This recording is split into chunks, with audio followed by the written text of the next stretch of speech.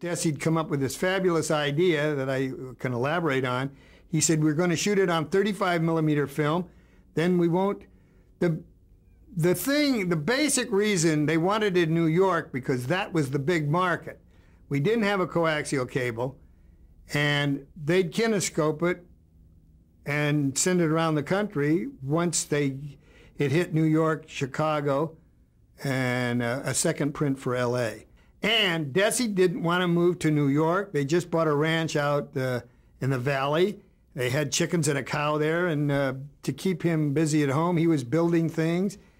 And between going on the road with his band, and Lucy wanted him home because when he was on the band, he wasn't there. And so, one way or another, the Desilu company owned the film.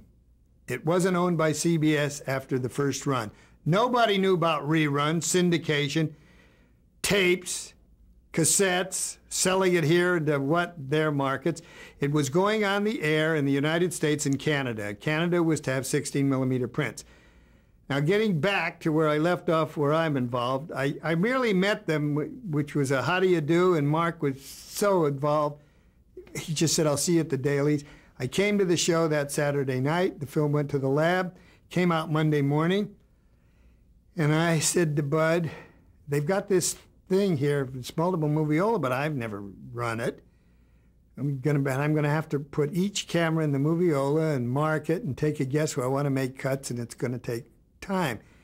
Al Simon, who had hired George Fox, said, well, you should try this multiple-headed moviola, and it's gonna save you time. George swears by it. So they bring this thing over on a truck, and it's like 3 moviolas in a line with a sound head. And it's in a big base, and I said, what are we going to do with this 3-headed monster? Bud Molen, who at the time was my assistant, started to laugh, and he says, yeah, it really is a monster.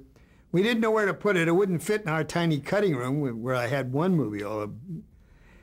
So they put it in the prop room, where all the props for the show were kept. And a corner of the prop room was part of our sound stage, and that's where we put the monster. And I had a little mini bleachers made for about 4 people so they could see the dailies.